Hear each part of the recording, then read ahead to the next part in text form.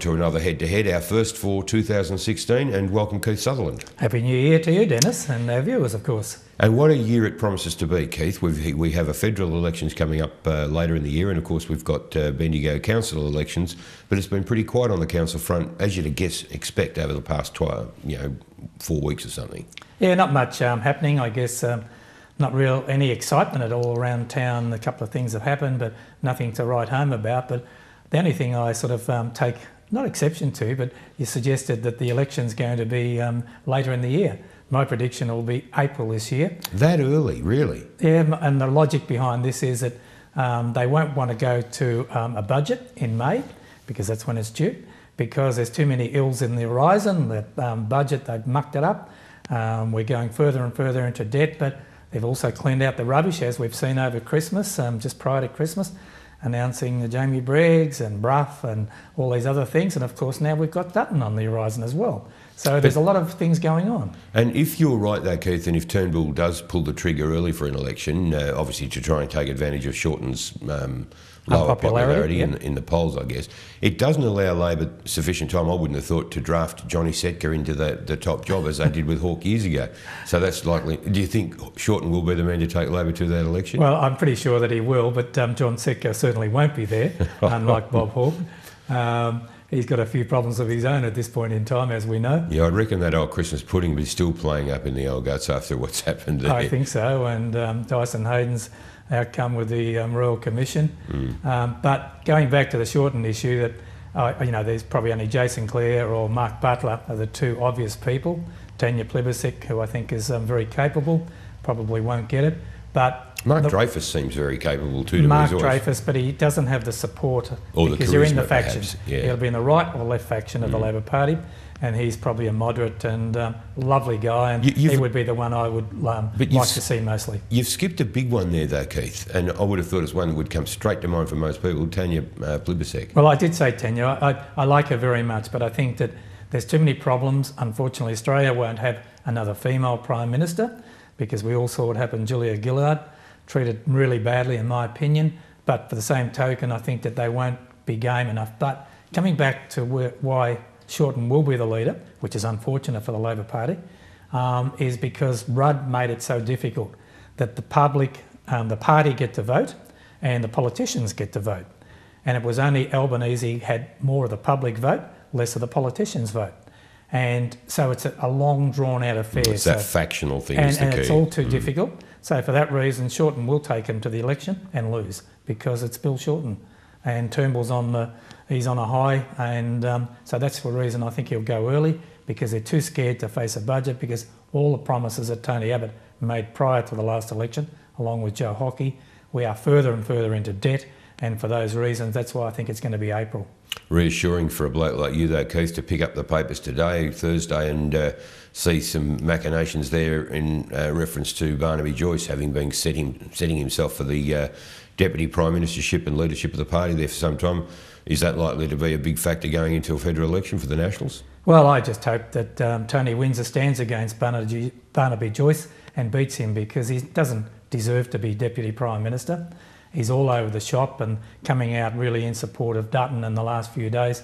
Hasn't won him any brownie points, and I wouldn't think with his National Party colleagues, and Paul Warren Truss wants to get out, but I'm sure the party, there is factions in that party as well that don't want to see Barnaby as the leader of the Nationals. It's interesting you mentioned that, how Barnaby's come out in support of the Briggs affair, or with heavy commentary in favour of it being too politically correct and so on. And I have to say, regardless of Barnaby Joyce, that's my view as well, that political correctness, and God, I sound like a broken record here, but I just think it's so out of control now. Everything from Barbie dolls to God only knows what else. Come to the cricketer Gale affair though, lead story. Now admittedly 10 have got the big bash, but I couldn't believe, I think it was Tuesday night, the lead story on Network 10, National News, was a cricketer making a pass on camera or being flirtatious with a female reporter. I just thought it was extraordinary for that to be the lead story with everything else going on in the world. Well, I totally agree with that, because to me it's not the lead story, but they've built it up to be bigger than Ben-Hur, the whole issue. Now, he overstepped the mark, no question about that. But then what gets me mostly is the other news stations. Channel 7 was the only one that didn't run with a lead story. Right. I believe Channel 9 did as well. So what's wrong with the system that, okay, Chris Gale gets castigated for what he did, and then we've got Peter Dutton coming out calling Samantha Maiden a effing, as we know, witch. Now, tell me which is worse. Okay, you flirt with someone on television, or you text to someone. I think, Keith, it's stupid. Well, all right, there might be a level of irresponsibility there and perhaps not being careful. But then again, my view is that politicians generally have to be so damn careful about what they say, they don't say anything. I'm over seeing interviews with politicians who are being so careful, they're so mindful, they've got minders, and we've seen it in here. You've got 2 or 3 minders in the background watching every single word they say because the media runs with it. So from my point of view, refreshing to have a bit of personality and a bit of frivolity there. That's my view. But the media, they jump on something like that because they love it, and off you go. I think the media is wrong because we had the Jamie Briggs affair, sort of made a lot of news, of course. Chris Gale makes huge news, which to me doesn't represent what was going on that particular day. Dutton doesn't make the news because it was Samantha Maiden. Oh yeah, all's forgiven because it's a Murdoch media supporter. Well, you say that. I got to say this, Keith, and when I looked at that one, I think she handled it really well, I have to say. Samantha Maiden. Really well. Yeah, Samantha Maiden. Move on, let's move on. Exactly. And we should have moved on. And but we also should have moved on from Chris Gale. But what about the Jamie Briggs affair? We're not talking about that, where, you know, who knows what he really did. I guess that Turnbull knows, and Turnbull says we won't have an inquiry. They know who it was that leaked the photo. And I feel sorry for that poor well, if it came off staffer. his phone, it's pretty clear where it came from. Who leaked it? That's though, right. He shared it with his mates. And how stupid of the man. And so he should have been demoted for that particular issue. So you say it's all a bit petty, but it's not. But there's really the punishment for him, though. If he's used if it's perhaps poor judgment in one way or another, and again, you can go into the political correct area as well. But at the same time, the punishment for him is, you know, this sense of loss of momentum in terms of his career, I guess. So I would think so. But then you also look at Peter Dutton. Why is it there's one set of rules from Turnbull for Jamie Briggs' affair, whatever he may have done?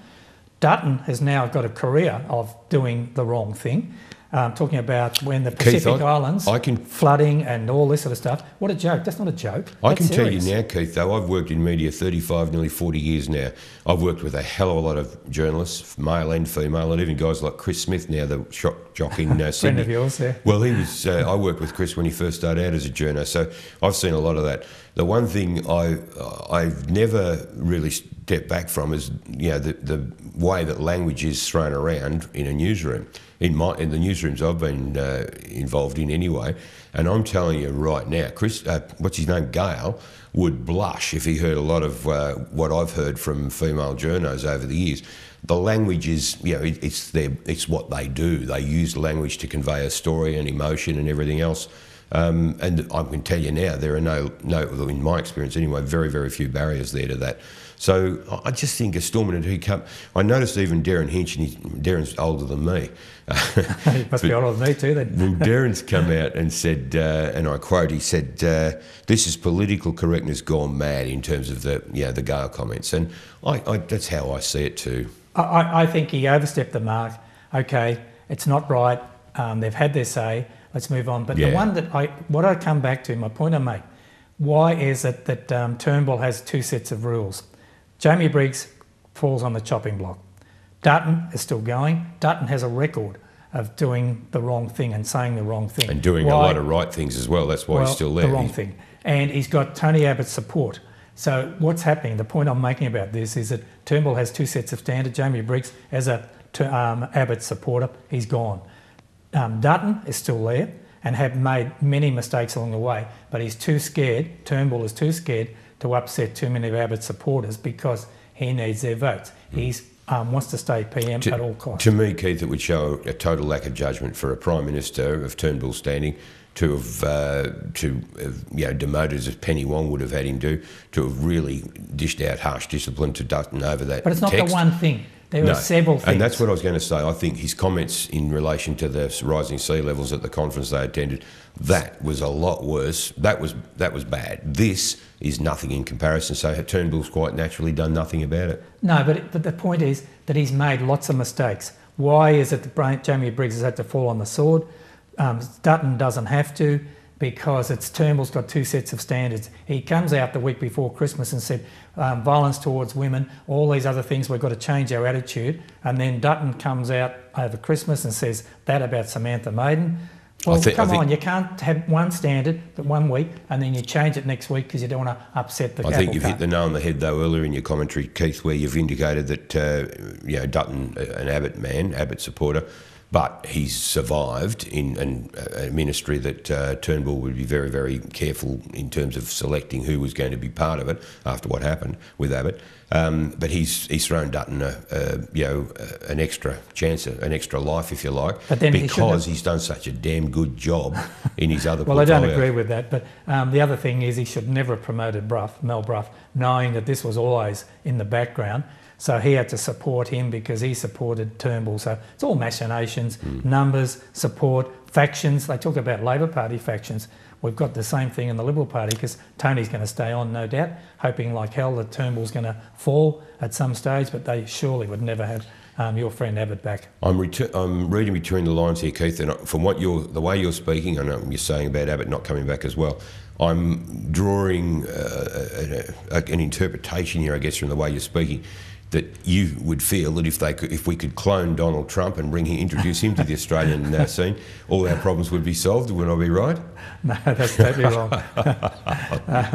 What sort of a fool is that man? And what sort of a country, what sort of a world would we live in? Well, you say Donald that. Trump... He's hit a nerve with a whole lot of people. And I said a minute ago, Keith, I am so over politicians doing interviews and saying nothing. And journalists are fed up with it too. You get a really talented journalist, particularly on the ABC 7:30 and so on.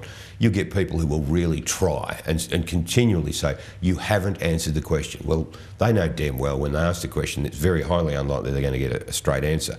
And I'm so over that. And I think if there's a refreshing aspect to Trump, it's the fact that he's put his foot in his mouth a few times with a whole lot of things he said too, but he's speaking from the heart, he's shooting from the lip, and that's where most people are so fed up with politicians who, after all, they're not ordained by God to do that job. Let's get that straight. A lot of politicians. They're not. They're elected to do a job. They're only average punters until the other average punters give them a gig. And what do? They lose touch with common humanity and what the social conscience is saying. Well, let's go back to Trump then. The man is self-made, multi-millionaire, billionaire, whatever. So he's no fool then. He's obviously no fool. But he's a bit like Clive Palmer, and Clive's on the skids, I would think, at the moment as well. Anyway, come back to Trump. The point about Trump is that there is a redneck element, as we've seen, with poor old President Obama. Big element. Yep, big one. Gun control, all these sorts of things. So all he does is get the middle of the road, the populist line.